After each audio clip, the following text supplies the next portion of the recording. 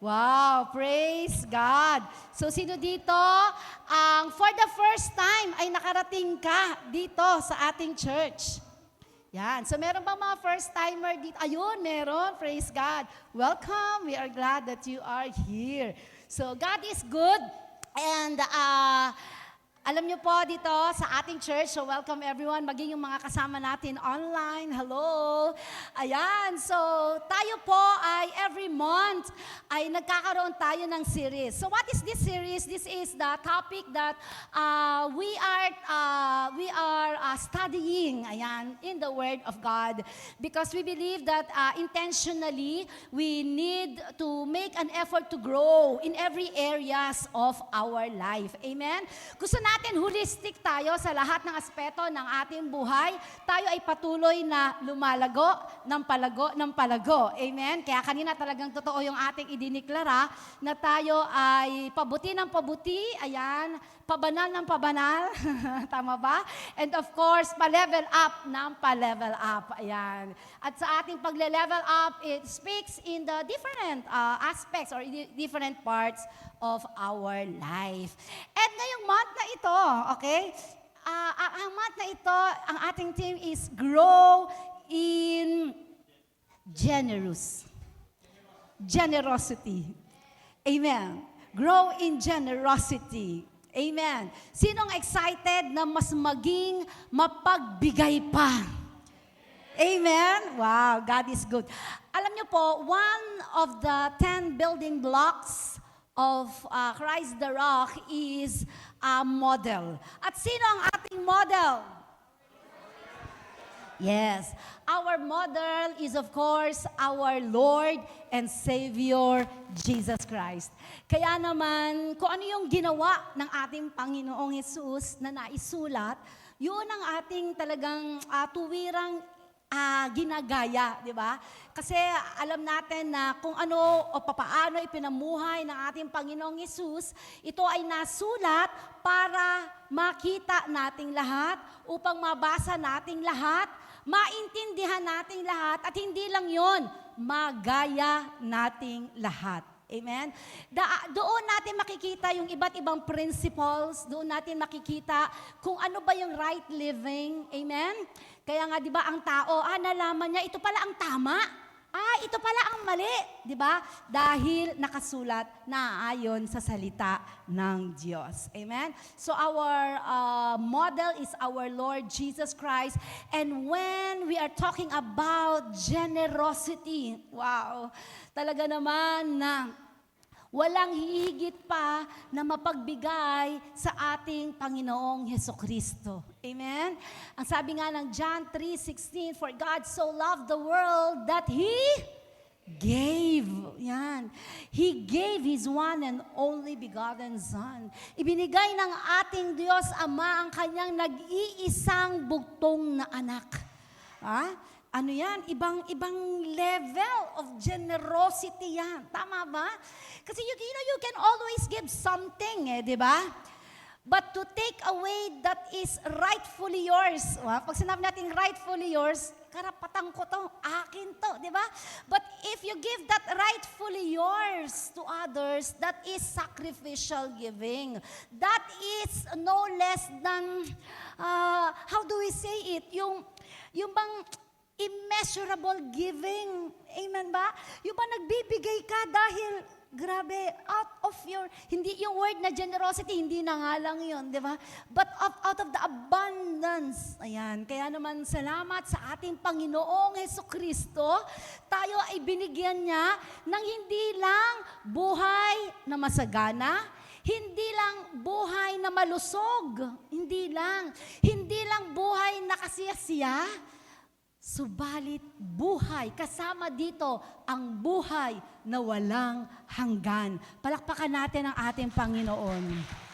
Thank you, Lord. Have you ever deep dig in about eternal life? Ano po ba ito? Ito po ba ay talagang sumagi lang sa isipan natin? Nabasa lang natin? O talagang napag-isip-isip na po ba natin kung ano itong gift of eternal life ng ating Lord Jesus Christ?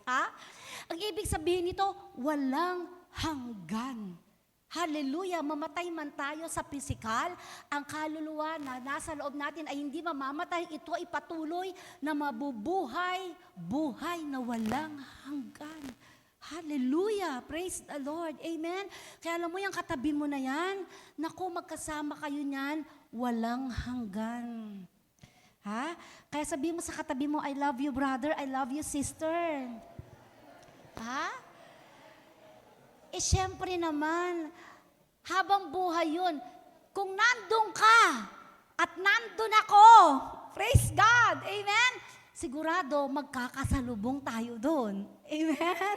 Di ba? God is so good. Di ba? Yung palang eternal life na yun, sabi ko, Lord, grabe. Kahit anong gawin ko na pagbibigay sa inyo, Lord, hindi ko talaga matutumbasan yung ibinigay ng Diyos na yun sa akin. Amen? At sa ating lahat na tumanggap at namuhay bilang na tumanggap kay Kristo at naipamuhay na tanging ang Panginoong Jesucristo lamang ang ating Diyos at tagapagligtas. Amen? His saving grace is abounding in us. So that is our model, our Lord Jesus Christ. Siyempre sa atin dito, meron din tayong model ng generosity. Di ba? Meron din tayong mga kanya-kanyang model of generosity. Sige, tanungan na, Alex, sa'yo, sino ang model of generosity mo? Yung ba nakikita mo, ito, grabe ako, palagi akong binibigyan ito. Huwag kang makakamali. Andito siya ngayon. Sino? Wow, si Mama. Grabe naman. Yung bang pag nakikita mo si Mama, ay, naku, buti andyan si Mama, di ba? Ay, naku, andyan si Mama, di ba? Excited ka pala, andyan si Mama, di ba? Kasi alam mo, there is really something na pag meron siya, babahaginan kanya, di ba? Eh, sa'yo, Miko, sino ang model of generosity mo dito? Ha? Si Mama, naku, bakit nga ba puro Mama? Ayan, mabuhay yung Mother's Day ba ngayon? Si Mama din, di ba? So, praise the Lord. So, sa mga mama natin na palaging bukas ang kamay, alam nyo kasi ang mga magulang, sabi nga nila, dati hindi ko naintindihan yan, yung isusubo na lang daw, ibibigay pa. Dati hindi ko naintindihan, pero totoo pala. Lalo na sa apo. Naku, pag nagka-apo kayo, grabe talaga. Yung bang, ay nako, cross the bridge when you get there. Okay? So, meron tayong iba't ibang modelo ng when it comes to generosity. So, praise the Lord. Ako talaga nakita ko sa, man's standard, ang generosity na nakita ko talaga is yung aking husband, ang ating si Daddy Bishop. Grabe ang generosity niyan. Grabe. So, praise the Lord for his life. He has taught me kung papaano maging mapagbigay. So, praise the Lord. So, our model is, of course, ang ating Lord Jesus Christ. At meron ding tayong manual. What is our manual? Of course, the Bible. Di ba? The Bible is the written word of God. Okay? A love letter of God for us. Ayan. Yan ang ating manual na kung saan makikita. Alam nyo kasi napaka-importante ng manual. Sino dito yung nakabili ka ng bago? Si Tita Aleli may bagong ref. Yan purihin ng Diyos. Siyempre, bago mo buksan yan, babasahin mo ang manual. Di ba? O kanya may bago kayong aircon. Pag may bagong sasakyan, may binili ako, yung bang, ano bang tawag doon? Yung pagkuha ng blood sugar. Ano pong tawag doon? Yun na po yun. Ano tawag doon? Glucometer. Ayan. So, bumili ako noon. Nung binuksan ko, hindi ko talaga alam paano gagamitin to. Ang daming parang may pantusok, may parang mayroon pa siyang strip. Tapos may ganun. Sabi ko, paano ko kaya gagawin to? Paano ko kaya gagamitin to? Mabuti na lang, may manual. So, binasa ko doon hanggang sa, ay, ganun lang pala. Simple lang pala. So, ang manual, yung complicated, nagiging simple. Okay? Pinapagaan niya yung mabigat. Uy. Pinapadali niya yung mahirap. Kasi pag ando na nakalatag sa'yo, paano ko ba gagawin to? Hindi mo alam. Ako, hindi ko alam talaga paano saan ko isusuot yun? Bakit may pantusok? Anong anong gagawin, di ba? Pero dahil may manual, nung binasa ko, step 1, step 2, step 3, simple lang pala. So that is the Bible, the Word of God. Paano tayo susunod kay Lord? Simple lang. Open your manual. Read your manual. Understand your manual. Do what it says. Amen? Praise the Lord. At kapag yung pinag-uusapan natin ang manual, alam nyo ba na merong 2,350 verses in the Bible that concerns money? 2,350 yan, which concerns money. Ang number na 2,350, it's times 2 than the topic or the subject of faith and prayer combined.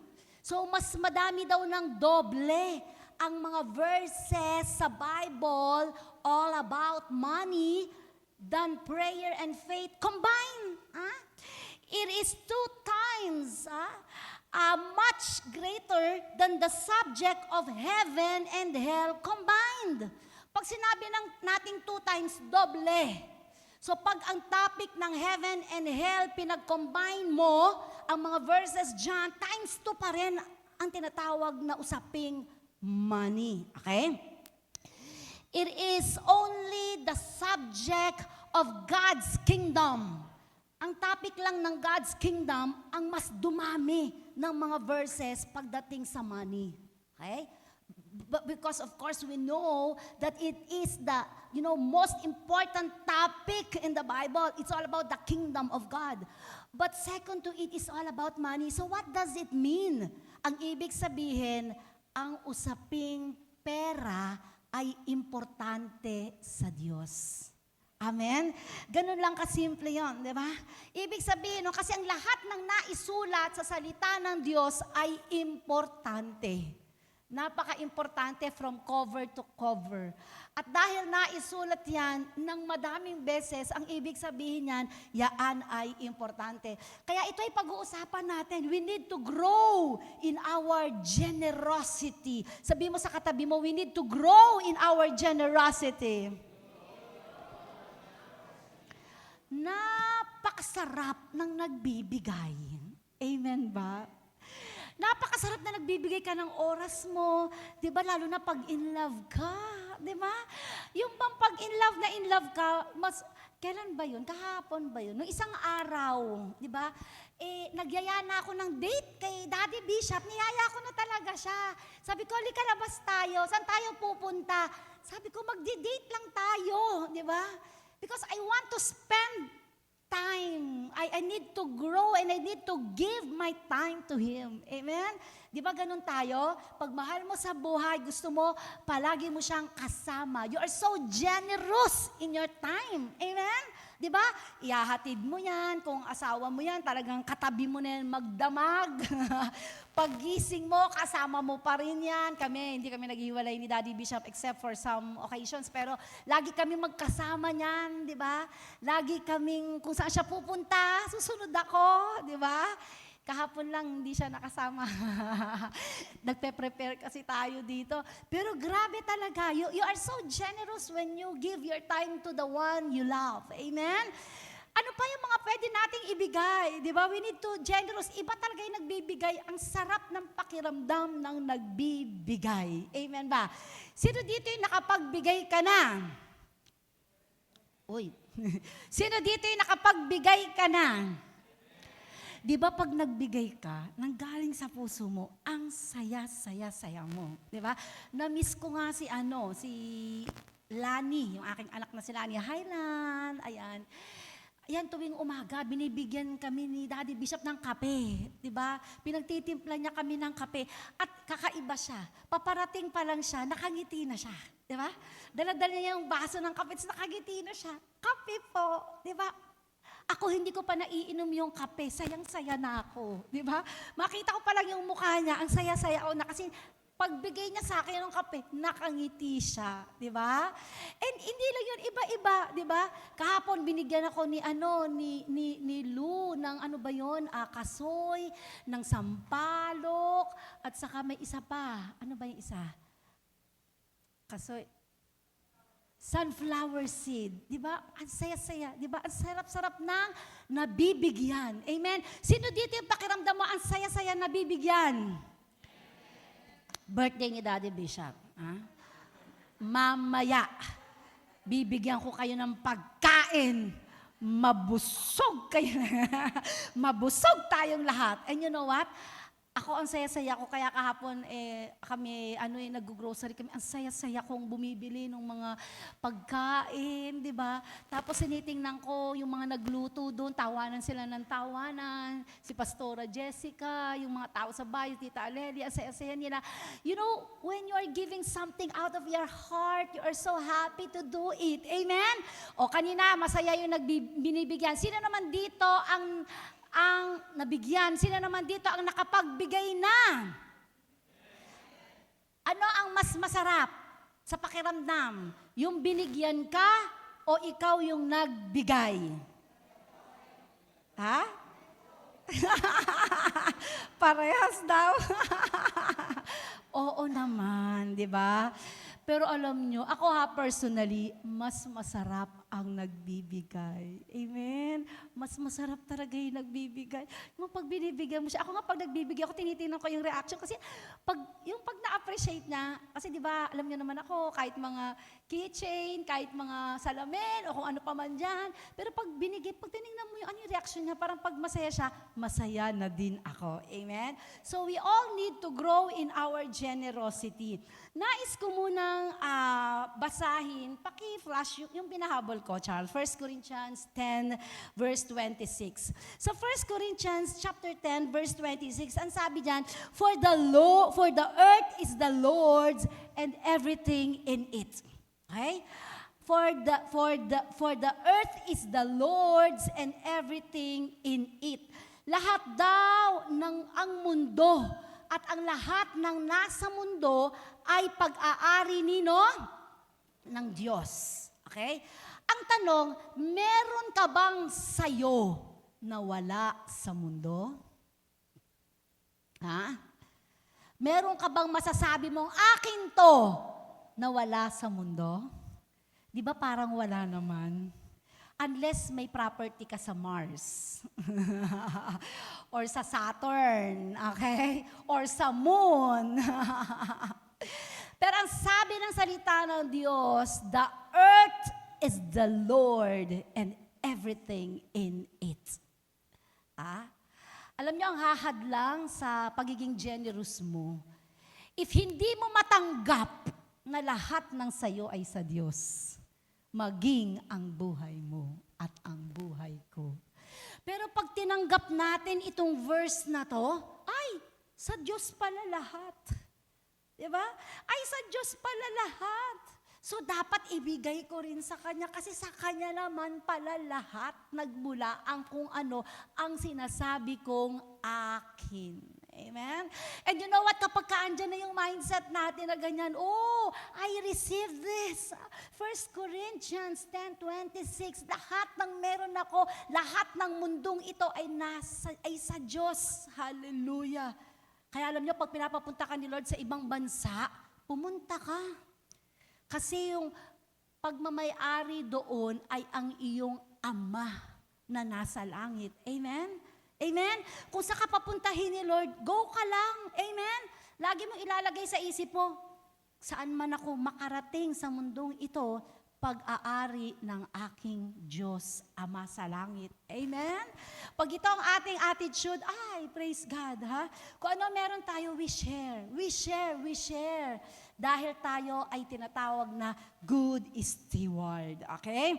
Pag binasa natin ang ating key verse, 2 Corinthians chapter 8, verse 7, ang sabi dyan, but since you excel in everything, you excel in your faith. It's good. You excel in your speech. Maganda yan. You excel in your knowledge. Praise God. and in complete earnestness, and in the love you have kindled in you, see that you also excel in this grace of giving. Kung tayo ay talagang pinag-aaralan natin ang iba't ibang topics in the Bible, ina-apply natin ang iba't iba nating natututunan, ang sabi ng salita ng Diyos, see that you also excel in this grace of giving. You know what? To know more topic about faith, you need to study about it. In order to know or to dig in or to master any topic, di ba? Even your love for others, you need to study and exert effort about it. Di ba? Yung magmahal ng tao, ine-exerta ng effort yan. Are you with me, church? Amen? Yung magsabi ka ng I love you, mag-take time ka, you spend your money, your time, your energy, showing how much they care about you, mag-like sa kanilang mga posts, di ba? Mag-reply sa kanilang mga messages, pag tumawag, sagutin mo, yung bang pag nakita mo, tapikin mo, iba-iba. And you're exerting effort. Amen? Ganun din daw pala pagdating sa giving or sa ating generosity. Okay? There are principles that we will be talking about right now. And the number one is giving is a spiritual discipline along with faith, speech, knowledge, diligence, and love. Okay? Ibig sabihin, pag sinabi kasing discipline, ibig sabihin, may i-exert ka na effort. Pag sinabing discipline, ang ibig sabihin niyan, you really stop, go at a proper time. Okay? So, ibig sabihin niyan, meron ka talagang ini-extend na effort. Okay? So, ganun pala yun, di ba? So, praise the Lord. It is a spiritual discipline. Alam nyo, for us to grow in faith, maraming discipline ang kailangan nating gawin. You need to pray. You need to regularly pray. You need to regularly read the Word. You need to consistently do your devotion. Amen? Yun yung ating mga spiritual discipline. You need to fast. If God calls you to fast. Yan yung mga spiritual discipline na ginagawa natin, di ba? In order for us to grow in faith, intentionally, kailangan nating i-discipline ang ating sarili. And ganun din daw pala when it comes to giving or being generous. We need to discipline ourselves. Yung bang tipong pagka nagkakaroon ka ng selfishness, desire, di-discipline mo yung sarili mo. Teka, parang mali na to di ba? O dapat, pipigilan mo talaga yung sarili mo. Hindi tama to di ba? So, kailangan, we need to discipline ourselves. Ayan. Giving, ang key verse natin yan is, of course, the 2 Corinthians chapter 8, verse 7, di ba? Ang sabi dyan, see that you excel in this grace of giving. Number 2, giving is an act of grace. It is not a command. Okay? It is an act of grace. Kasi nakita nyo dyan ang sabi dyan, di ba? But since you excel in everything, in faith, in speech, in knowledge, and in complete earnestness, and in love for me, we need to kindle you. See that you also excel in this grace of giving. Okay? So ito pala ay grace. Sa Tagalog, ito pala ay biyaya na nanggagaling sa ating Diyos. Amen? Yes, you have, this is a spiritual discipline, and at the same time, it is a grace that comes from the Lord. Just like as we are acquiring knowledge, just like as we are acquiring every spiritual discipline that we have, it is the same as giving. Giving is a grace galing sa Diyos. Kaya alam nyo, mga kapatid, kapag ka tayo ay nakakaramdam nung tinatawag na selfishness. Pag tayo ay nakakaramdam ng akin to, akin yan, akin yan, akin yan, we need to ask God, give me the grace. Hallelujah. Amen. Lord, give me the grace. Hallelujah. Amen. Iaalis niyo yan sa aalisin natin yan sa puso natin, yung selflessness, yung greediness. Kasi alam nyo, pag pumasok yan sa puso ng tao, lalo na ng Christian, marami ang maaapektuhan. Kita nyo, di ba, parang yung baso, kapag kapuno na siya, di ba, kailangan mong bawasan para makakuha ka ng panibago, para meron kang fresh everyday, new everyday. Amen? Yung mga kamay natin, kapag kapuno yan at palaging nakatikom, gusto ka mang pagpalain ng Diyos ng higit pa kung ano ang hawak mo ngayon, hindi niya na maibibigay yan kasi nakatikom na. Sabi mo sa katabi mo, ibuka mo yan. Amen, di ba? Iibuka mo yan. Ha? Buksan. Wag daw ibuka. Buksan mo yan, di ba? Oo, thank you, Daddy Bishop, for the correction. Buksan mo yan. Bubuka na naman sasabihin ko. Buksan mo yan. Amen? Alam niyo, ma-experience yung grabe, kakaiba. Hallelujah, kakaiba. Di ba? Kakaiba ang taong bukas ang palad sa Diyos at sa kapwa. Makikita ni Lord yan, yung heart mo. Diba? Makikita ng Diyos yan, yung desire mo. The way you handle 100 pesos. Listen, the way you handle 100 pesos will distinguish how much you will handle a 1 million, a 1 billion, a 1 trillion. Sabi kasi ng Panginoon, ang kung sino man mapapagkatiwalaan sa maliit, pinakamaliit, sabi ni Jaime, ay mapagkakatiwalaan din sa malaki. Purihin ang Diyos. Amen? So it is a grace that comes from God. I mean, Lord, give me the grace. I want to be like you, oh God. Grabe si Lord, di ba? Sabi ko nga kanina, binigyan ka ng malusog na katawan, binigyan ka ng maganda, gwapong mga mukha, diba? Binigyan ka ng pamilya, wag mo nang i-count, binigyan ka ng air, water, food, diba? Ang mga puno hindi nauubusan ng bunga, ang dagat hindi nauubusan ng isda, ang hangin, diba? Hindi nagsha-shut off. Paano kung pisilin ni Lord yung earth? Walang oxygen na papasok dyan, wala, diba? Deads tayong lahat, di ba? But God is so generous. Napansin nyo ba? We have everything we need. Amen? God supplies everything. Amen? Binigay niya, grabe, sabi ni Lord, ito sa inyo, di ba? Yan, maayos na kapaligiran, malinis na tubig, pagkain, kalakasan, kasiyahan. Binigay ni Lord, grabe ang pag-ibig ng Diyos. Amen? Sino sa inyo nararanasan mo, hindi mo nga hiningi, binigay sa iyo ni Lord? Diba? Ako hindi ko hiningi, magkaroon ako ng gwapong asawa. Sabi ko, Lord, asawa lang, ba't naman gwapo, matalino, grabe naman. Amen? Ganon si Lord, ka-generous sa atin. Amen? More than we ask, binigay ni Lord. Lord, thank you. Di ba? Dapat ganon yung hingi natin, Lord, give me the grace. Hallelujah. Kung paanong ikaw ay napaka-generous sa aking buhay, maging generous din ako sa inyo at sa aking kapwa. Amen? Praise the Lord. So giving is like sowing and reaping.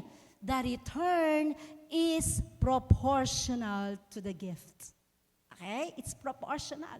Sabi ng 2 Corinthians 9:6, remember this, whoever sows sparingly will also reap sparingly. Whoever sows generously will also reap generously. And what does it mean? Church, it speaks of proportionate. Alam ni Lord, kasi nakikita ni Lord yung binibigay niya sa iyo. Yung binibigay sa, akala kasi natin na nakikita lang ba ni Lord yung binibigay natin? Hindi lang yon. Nakikita ni Lord pati yung binigay niya sa iyo. Biruin mo, paggising mo sa umaga, you are so blessed. You have a healthy mind, healthy eyes, healthy bones, healthy body. Ano ibibigay mo kay Lord? Can you give God an hour of your 24 hours a day? Ha? Sa kalakasan binigay sa iyo ni Lord 100%. Pwede mo bang ibigay yung 10% kay Lord? If you will give your tithe in your time, how many hours do we have in a day? 24 hours. Meaning, pag magbibigay ka ng tithe mo, ng time mo kay Lord, you need to spend 2 hours and 40 minutes in the presence of the Lord. We should nakikita ni Lord kasi kung ano yung binigay niya sa atin at kung ano naman yung ibinibigay natin sa Kanya in return. Amen ba? So ganun din yun, pag binless ka ni Lord ng 1,000, titingnan ni Lord yan, 1,000 ang binless ko sa anak ko na to. Pagdating natin sa church, we are giving to God through the church. Titingnan ni Lord yan. Because the presence of the sovereign Holy Spirit is in this place. We welcome you, God. Amen? God sees it. God sees everything. Paglapit natin dito, pag nakita ni Lord, generous na yung anak ko. Amen? And God will give you, sabi doon, whoever sows generously will also reap generously. Amen? Yan. So giving is as much about what your heart as it is about what's in your hand. Giving is as much about what's in your heart as it is about what's in your hands. Okay? Sabi ng 2 Corinthians chapter 9, verse 7, each of you should give what you have decided in your heart to give, not reluctantly or under compulsion, for God loves a cheerful giver. Amen? Sino dito ang nagbibigay ng may galak sa kanyang puso? Yan, praise the Lord. Amen? Praise God. So, ang tinitingnan ni Lord, yung ating generosity, proportionate ng binigay sa atin ni Lord, ano ibibigay niya sa atin? At tayo ba ay masayang nagbibigay? Tayo ba ay masayang nagbibigay? Merong story sa book of Mark, okay? In the book of Mark chapter 12, from verses 41 to 44. Ang sabi dito sa verse 41, Jesus sat down opposite the place. Kita ninyo si Jesus Christ. Saan daw nakaupo si Jesus? Remember, this is worship service. Ano to? Celebration. Pagsamba, araw ng pagsamba. Okay? Nung naging tao ang ating Panginoong Hesus, siya ay sumasamba. Siya ay nagwo-worship. Okay? Pumupunta rin siya sa templo. Katulad nito, church. Pumupunta si Jesus sa church. Nagwo-worship. Synagogue. Okay? Napupunta. Nagwo-worship. At tingnan ninyo, pagdating dito, kung gaano ka-importante sa Diyos ang giving. Jesus sat down opposite the place where the offerings were put and watched the crowd, putting their money into temple treasury. Nakikita ni Lord, intentionally, tinitingnan ni Jesus yung mga tao na nagbibigay. Hallelujah. Ni Lord Jesus, many rich people threw in large amount of monies. Okay? But a poor widow came and put in 2 very small copper coins with only a few cents. Okay? So, na-imagine nyo ba, ito yung offering box, tapos nandyan sa gilid si Jesus, di ba? Si Lord Jesus, sorry. Ang ating Panginoong Hesus, nakaupo, tinitingnan niya yung mga nagbibigay. Grabe, hindi ba awkward yun? Pero kay Lord Jesus, hindi yun awkward. Diba?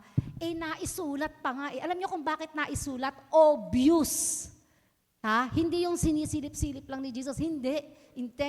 Ni Lord Jesus, intentionally, tinitingnan niya. Diba? So mamaya titingnan ni Lord. Amen? Nakatingin talaga. Totoo. Hindi ako nagbibiro. Hindi natin nakikita si Jesus physically, di ba? Ang ating Lord Jesus, but in the Spirit, di ba? Nakikita talaga. Ito sabi ni Lord Jesus dito, di ba? Ang sabi dito sa verse 43, calling his disciples, tinawag ni Lord Jesus yung kanyang mga disciple. And he said, truly I tell you, the poor widow has put more into the treasury than all the others. They all gave out of their wealth, but she out of her poverty put in, listen, everything. Say it with me, everything. All she had to live on. Kaya nga ganun ka-importante yung proportion of giving natin kay Lord. Kung nagdala ka dito ng 10,000, for example, nagdala ka ng 10,000, parang ang laki ng 10,000, di ba? Pero ang pinagpala naman sa'yo ng Panginoon, for example, 1 million. Parang, di ba? Napapailing si Lord Jesus, no? Di ba? Pero pag may isa ditong lumapit, di ba? Nagbigay ng 100. Pero yun lang pala talaga yung pera niya. Ano sabi ni Lord? Mas in-honor ni Lord yung nagbigay ng 100. Amen? Anong ibig sabihin nito? Tingnan mo yung sarili mo. Magkano yung biyaya na natanggap mo sa Panginoon?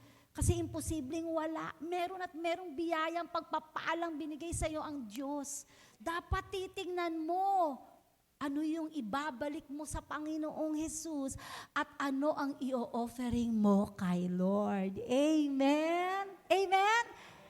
Kami po ni Daddy Bishop, meron kaming notebook. Lahat po ng pumapasok sa amin, nililista ko. Isa-isa yan, araw-araw kung meron lahat ng pumasok, nakalista. Kasi magkamali na ako sa lahat ng bagay o sa ano pa mang bagay, pero pagdating sa pagbibigay, sa pagbabalik ko sa Panginoon, ayokong magkamali. At pag nagbibigay kami, ang bilin sa akin ni Daddy Bishop, dagdagan mo. Baka may na-overlook kang ilista. Mabuti na yung walang kulang, mabuti na yung sobra kesa may kulang. Amen? We need to grow. Kaya nga, hindi mo pwedeng sabihin, wala kang mabibigay kay Lord eh. Imposible. Kung gusto mo magbigay sa Panginoon, may ibibigay ka kay Lord. Kasi yung ibibigay mo ay galing din sa Diyos. Palakpakan natin ang ating Panginoon. Remember, gaano ka-importante ang topic ng usaping pera?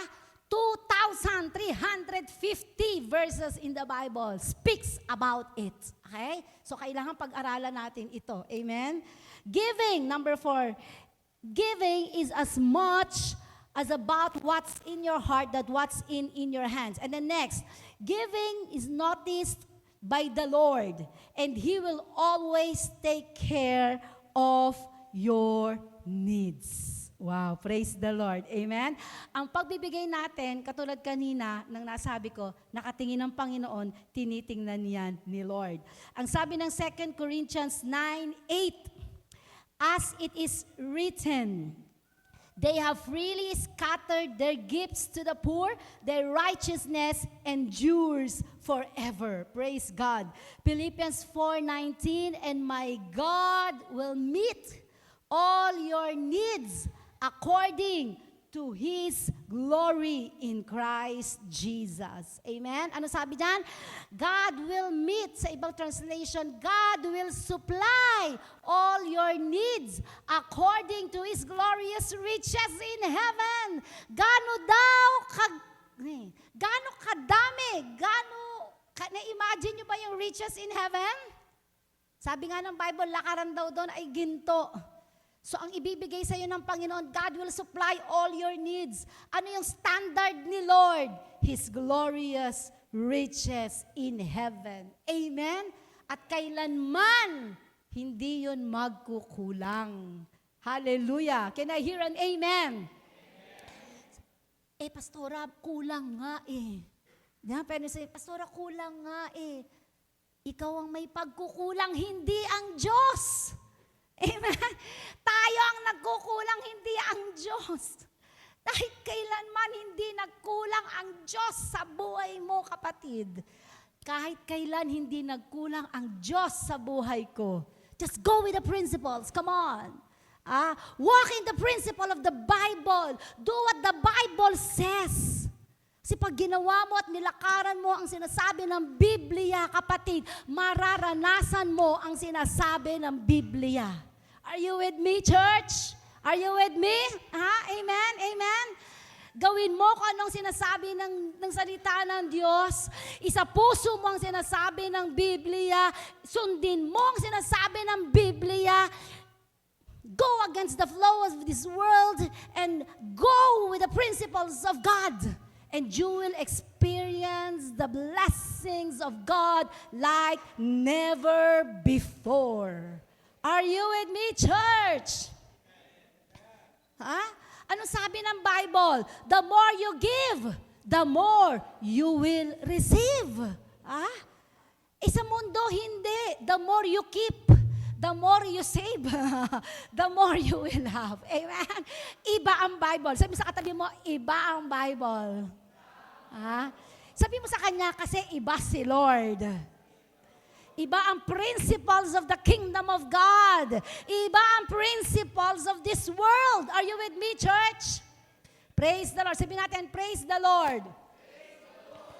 Hallelujah. Ang sabi ng Psalm 37 verse 4, I was young and now I am old, yet I have never seen a righteous forsaken or their children begging bread. Ang taong matuwid, pag sinabing matuwid, nilalakaran ang sinasabi ng Diyos. Ang taong matuwid, kailanman hindi pinagkukulang ni Lord. Amen? Amen? God is so good. Kami po napakarami namin ng mga testimonies about God's provision. Nung isang araw ay lumabas sa Facebook yung mga memories, di ba? Yung mga araw-araw may lumalabas na memories, di ba? And 4 years ago ay lumabas yung memory nung na ospital si Daddy Bishop nung siya ay nagkaroon ng COVID na Delta. Pag binabalikan ko yung grabe. Pag binabalikan ko yung sitwasyon na yon, talagang napapatulala na lang ako yung pupunta kami sa ospital. Alam niyo ba, noong mga panahon na yun, wala kaming pera. Kasi lahat binigay namin sa church. Nag-pledge kami sa church. Ewan ko, 2 years ata tayo no, na walang love gift, 2 years, 1 year, parang ganon. And during that time na nagkasakit si Daddy Bishop, naka-pledge yung pera, love gift namin noon. Sabi ko, Lord, ano gagawin namin dito, Lord? Alam niyo, pag pumunta ka ng ospital, hindi ka pa nakakapasok, may bill ka na. Nasa gwardiya ka pa lang, admission pa lang, di ba?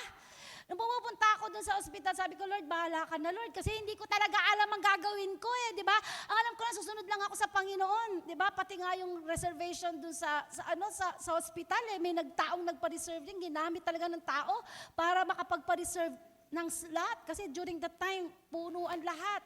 Pinagsasaraduhan ka talaga. Hindi nyo pa naranasan na pagsaraduhan ka ng ospital? Yung papasok ka, hindi ka pinapapasok? Kami naranasan namin yan. Ilang ospital yung inikot namin. Kasi wala na, pababa yung oxygen ni Daddy Bishop, natutulala na siya, hindi niya na alam kung ano yung nangyayari. Tuwing pasok namin ng ospital, full capacity, grabe. Sabi ko, Lord, grabe talaga. Until na nag-open ang Panginoon. Alam niyo, ito, gusto ko lang i-share sa inyo bago ako magtapos. Kasi gusto ko ipangalandakan sa ating lahat, ipagmalaki sa ating lahat how God provides. Amen. Palabas pa lang kami ng bahay, doon pa lang sa sinakyan namin, napakabuti ng Diyos, may binigyan pa kami ng ambulansya, di ba? Pagpasok ko pa lang doon sa ambulansya, may nagbigay na kagad sa akin ng pera. Pagdating ko sa ospital pa lang, may nagbigay na naman ng pera. Sabi ko, Lord, grabe, you are an amazing God. O sige, sabi niya ganon, ganito, may nag-aano sa akin, may nag-guide sa akin. Ito yung pera, pumunta ka na sa admission, mag-down ka na. Sabi ko, grabe Lord, binigay. Grabe Lord, thank you Lord. Di nag-down na ako, naka-admit na. Di ba? Alam nyo ba, may ginamit ang Diyos. Isang pamilya na nagpapadala sa amin ng pagkain. Kasi Chinese yun, malayo yun, di ba? Dito sa Bulacan. Chinese General Hospital. Merong mag-asawa na ginamit ng Panginoon na nagbibigay sa amin ng pagkain araw-araw. Araw-araw. At hindi lang basta-basta pagkain. Grabe, masasarap na pagkain araw-araw. Sabi nga ng mga nurse, grabe, piyesta na naman po kayo. Grabe po yung pagkain ninyo. Grabe yung pagkain namin. Tanghalian, hapunan dumarating. At ang sabi nung nagbigay sa amin, sinabihan ako ng Diyos na padalan kayo ng pagkain araw-araw. Parang may uwak. Ang sarap ng mga pagkain araw-araw. Hindi uwak. Ay, oo. Mabuti na yun. Oo. Grabe talaga. Nung pala, modern na tayo. Ang sarap talaga ng mga pagkain. Tapos may isa namang pamilya. Ito to the glory of God. May isa namang pamilya, ang sabi sa akin, ano ang kailangan mo? Magmula, kasi pumunta kami doon, wala kaming dala. Magmula alcohol, hanggang sa diaper, kasi nagda-diaper dati si Bishop. Lahat, isang text ko lang. Kailangan ko ng ganito, kailangan ko ng ganito. Maya-maya, binapadala na ng Lala Move. Maya-maya, andyan na. Sabi ko, God, you are so good. Hallelujah. Amen. Nung palabas kami ng ospital sa kapurihan ng Panginoon, ang daming gusto magbayad ng bill. Yung isa, sabi niya, huwag ka nang mahiya. Lalabas na kayo. Magkano ang kulang nyo sa bill? Maya-maya, may isa na naman. Anong kailangan nyo? Magkano ang abi ko? Alam nyo, naiiyak ako. Sabi ko, God, you are an amazing God. Ibinigay namin kay Lord yung love gift namin, pero ang Diyos hindi nagkulang. Alam nyo, nung lumabas si Daddy Bishop nyo, may cash pa kami. Sabi niya, muntik na akong mamatay. Sabi ni Daddy Bishop, pwede bang bilang mo naman ako maganda-gandang cellphone? Kasi during that time, ang cellphone yung ganun ba? Yung analog. Pwede bang bilang mo naman ako maganda-gandang cellphone? Kasi muntik na ako mamatay, hindi man lang ako nakahawak ng magandang cellphone. Sabi ko, God is, alam mo, naiiyak ako. Sabi ko, Lord, hallelujah. Kaya alam nyo, hindi lang naman that situation, para napakadami pang sitwasyon sa buhay namin. Very significant lang yun kasi nga, nag-memory sa Facebook. Pero pag titignan natin lahat, hanggang sa pag-aaral ng mga anak ko, hindi kasi kami nag-save ng pag-aaral. Hindi. Kasi nga giver kami, binibigay namin lahat kay Lord di ba? At sa mga pangangailangan ng mga tao, can you imagine, 3 ang pinag-aral namin. Ang mga anak namin, hindi namin kayang pag-aralin. Pero meron kaming 3 in-scholar na napagtapos namin hanggang graduation fee. Alam mo yan kung sino ka. Di ba? Pero grabe si Lord. Siya ang nagbigay ng pag-aaral ng mga anak namin. 3 pinag-aral namin, 4 na anak namin ang nakagraduate. Purihin ng Diyos. Amen? You cannot outgive God. Amen? Wala kami pagmamalaki sa Diyos. Lord, binigay ko ito. Hindi. Kasi lahat ng binigay mo, galing sa Diyos. Amen? And lastly, giving is an investment in the kingdom of God. Ang sabi ng 1 Timothy 6:17-19, command those who are rich in this present world. Mga mayayaman, taas ang kamay. Taas ang kamay ng mayayaman. Woo! Inuutusan ko kayo ngayon lahat. Kasi sabi ng Bible, command those who are rich in this present world not to be arrogant or put their hope in wealth, which is so uncertain, but put their hope in God, who richly provides us with everything for our enjoyment. Hallelujah. Sabihin natin, hallelujah. Hindi lang pinaprovide ni Lord yung needs mo. Pati enjoyment mo. Di ba? Alam mo yung kakain ka lang, pwede naman 1 rice, 1 variant. Pwede naman yon. O pwedeng lagyan ng gulay, isang ganyan. Hindi eh. Parang pinapa-buffet ka pa. Pinapa-eat all you can ka pa. Amen? Amen. Ganyan si Lord. Amen? Pwedeng maligo ka na lang dyan sa banyo nyo, pero hindi, pinapag-resort ka pa. Hallelujah. Amen. Amen. Ako na-appreciated ko si Lord. Kayo ba, appreciated nyo? Pwedeng linggo-linggo, yan na lang ang suot nyo. Pero si Lord, yan, may pa-jacket pa kayo. Kita nyo, terno-terno pa kayo dito sa stage. May black and white. Kung may red ka. May brown ka. Diba? May blue ka. Grabe ka na. Amen? Diba? May pa-headband pa sa'yo si Lord. May papabango pa sa'yo si Lord. Ay, grabe ka na. Diba? Hallelujah. God is so good. Amen? Yung sapatos mo, may takong, may walang takong. May rubber shoes, may running shoes, may Zumba shoes, at kung ano-ano pa. Grabe ka. Amen? Diba? Diba? Napakabuti ng ating Panginoon. Hallelujah. Amen? God is so generous. He is giving us more. Hallelujah. Amen. Thank you, Lord. Yung mga hindi pa nakasakay ng eroplano, taas ang kamay. Sige, taas ang kamay. Yan. Lord, pasakayin niyo po ng eroplano itong mga anak ko na ito. Amen. Makinig. Ito i-receive niyo Lord, not just nationwide, and I declare international flights. Hallelujah. Amen. Walang imposible sa Panginoon. Amen.